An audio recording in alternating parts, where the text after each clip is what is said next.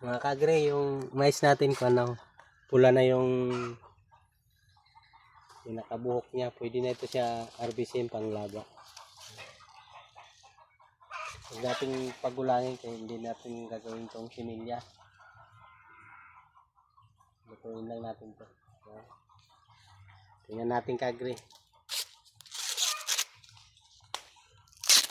Tama-tama ito siya. Panglaga.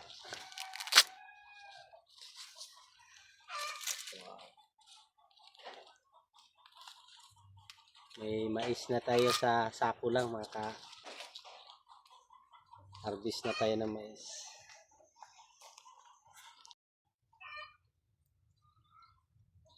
Mga kagre, ang mais natin na ganitong yellow corn, nakita ko sa palengke na kambas namin. Isang piraso nito tag 30. Kaya kung may tanim tayo ganito lang, kung lang ito kapuno yung sa aming tinanim sa sako. 28. Bawat puno makabunga lang ng dalawa. Marami mo nang masisave kung hindi ka magmamalingki. May sarili kang tanim. Kaya mga kagre, tanim tayo ng kahit anong matanim natin sa bakuran natin, kahit makitid lang area natin.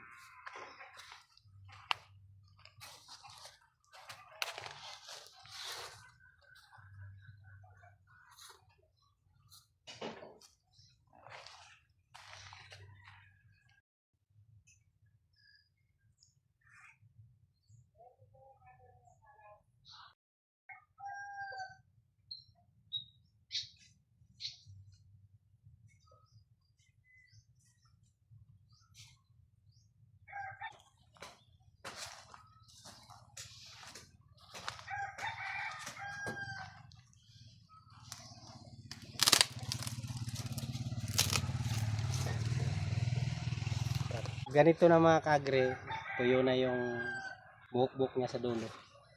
Pwede na siyang harvestin panglaga natin.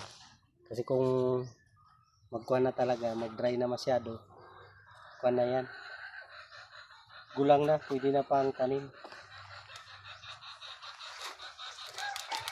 Yan sa ating harvestin pang laga lang to.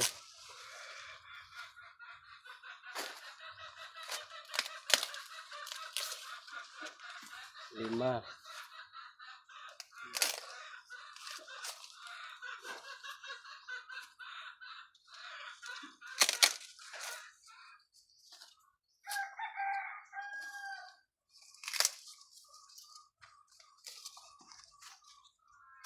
Ito mga kagre, hindi pa ito siya.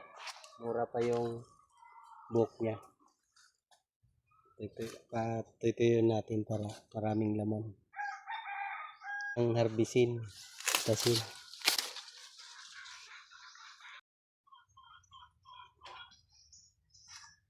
dito naman tayo sa kabila. Ito pa, dito.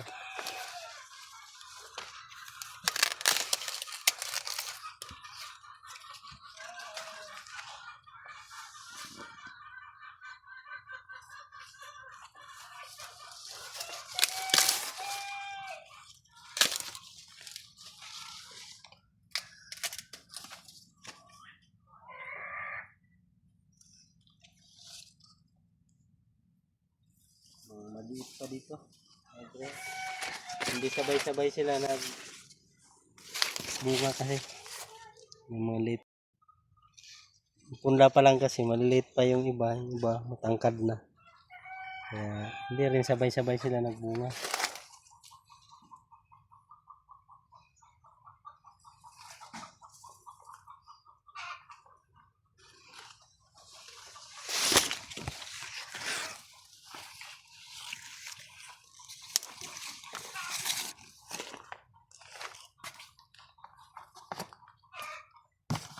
Ito mga kagre, yung dalawang puno dito.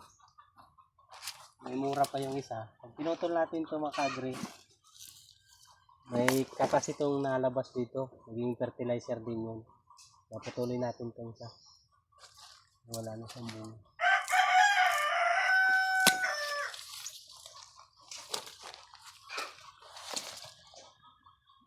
So, dalawa silang puno para yung isa makabuelo pa.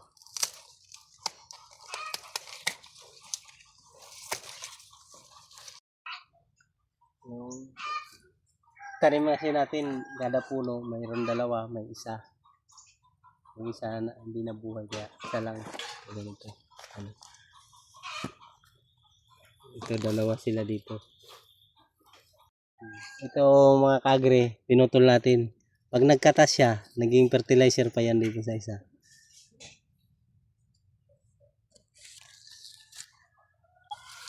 Kaya may sarili na silang fertilizer pag tumagas ang katas niya rito. Parang kinaritan siya.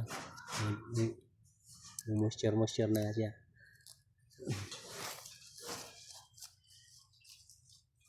Ang kagandahan lang din sa kuan, pag nagtanim ka, dalawang nabuhay sa isang kuan, paso sa sako. May pag nauna yung isa, magagamit mo yung isa pag dinutol mo. May natural effect kasi ito pag nagkatas siya, na maging fertilizer din ng isa.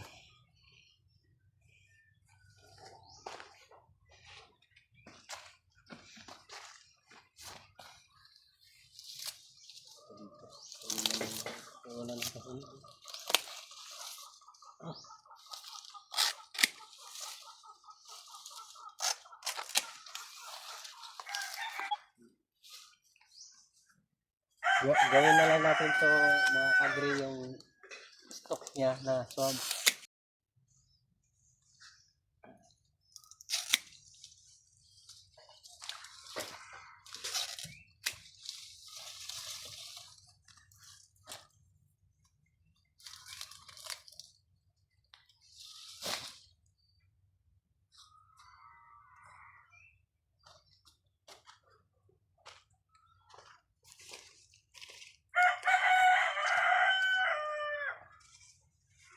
Ito mga kagre ang ating na-harvest na mais sa ating sako lang.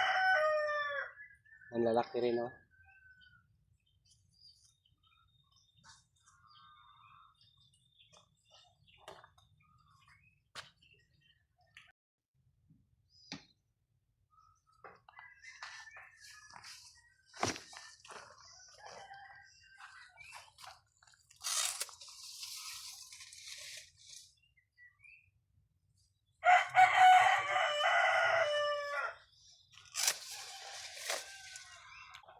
Para makalakot ito mismo.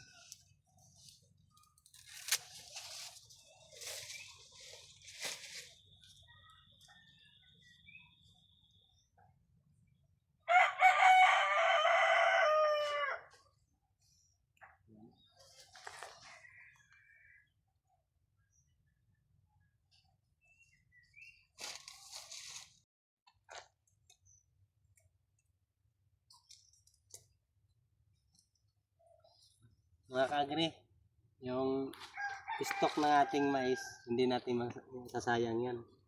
Gawin nating compost o kaya swamp fertilizer.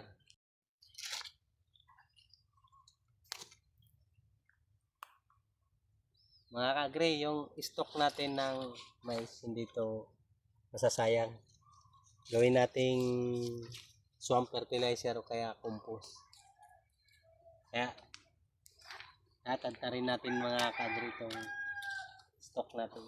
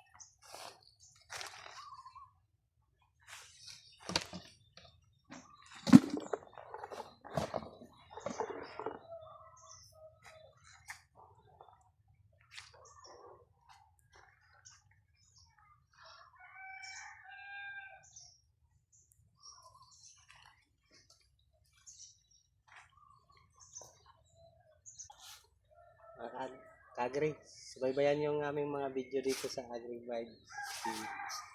May susunod kaming tanim na purple na mais. Maganda yun, tapos malaki rin ang bunga ng purple na mais.